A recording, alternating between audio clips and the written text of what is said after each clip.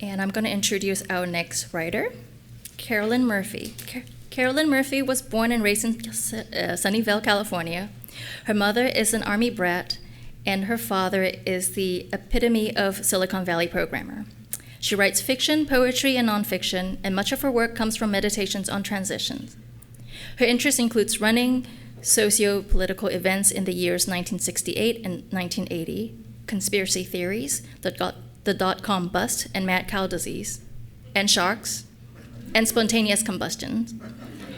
She's often distracted by Wikipedia, but once she remembers what she got on the internet to research in the first place, these meditations on transition often manifest as a reimagining of family stories as a broader representation of the struggles faced by the average American family. Sometimes they manifest as a fingering of the economic wounds of post-dot-com crash Silicon Valley, which exists as a microcosm of the anxiety of every American family at the onset of this new century. It is my pleasure to introduce Carolyn Murphy.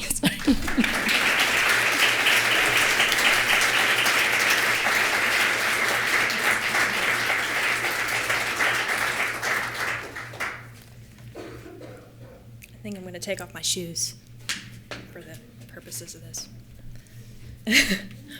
I'm going to read a portion of my novel in progress. It's about 4 kids whose dad is in Vietnam, and this is Lisa. Dreams are confusing because they aren't real. Grammy told me that bad dreams are the body's way of waking you up when you need to take a pee, but I don't know if that's a fact. I do know that other kids dream about people and places. When I dream, it seems to be about how things work.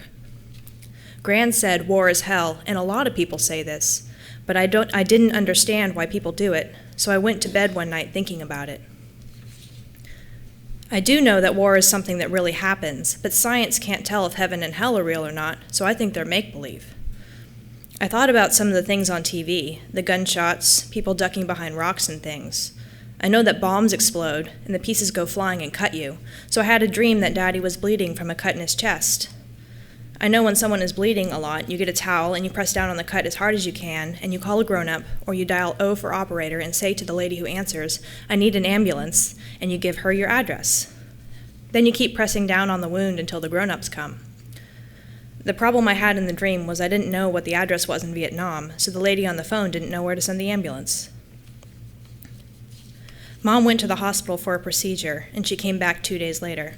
I tried to find out more about what this procedure was, but she said, "I don't need you asking me any more questions about the hospital." Instead, I asked her why Daddy went to Vietnam. She was sitting at the table in the kitchen. She was writing words in blanks on a form, and she was wearing a robe with red flowers on it. She leaned forward on her arm and it pushed her bosoms up. Her body jerked, and she took in a breath really fast. The robe opened just a little, and I saw a straight red line across the top of one of her bosoms with 9 black stitches across it. "What's that?" Mom saw where I was looking and pulled the robe closed. She said, "Your dad went to Vietnam because there's a war." I asked her what a war was. "It's how 2 countries settle their differences." I asked what that meant. "I don't know how to explain it differently," she said. "Look it up." That was the first thing Mom taught me after I learned how to read, how to look things up in books so I don't have to ask so many questions.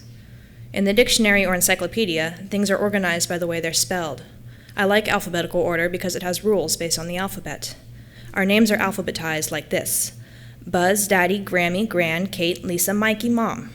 In order of our ages, we would be Grammy, Gran, Daddy, Mom, Kate, Buzz, Lisa, Mikey.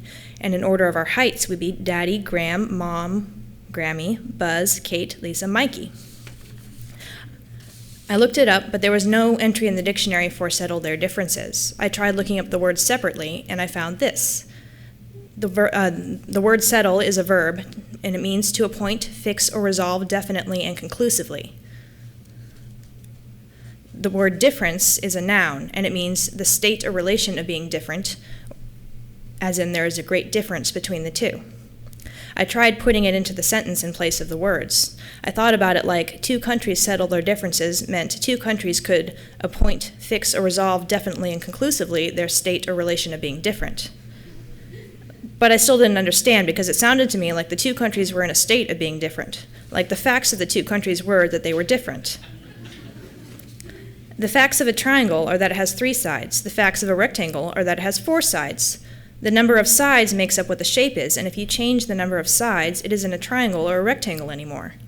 So it seemed to me that going to war didn't really mean to settle differences. So I looked in the dictionary again. The word war is a noun, and it means a conflict carried on by force of arms, as between nations or between parties within a nation.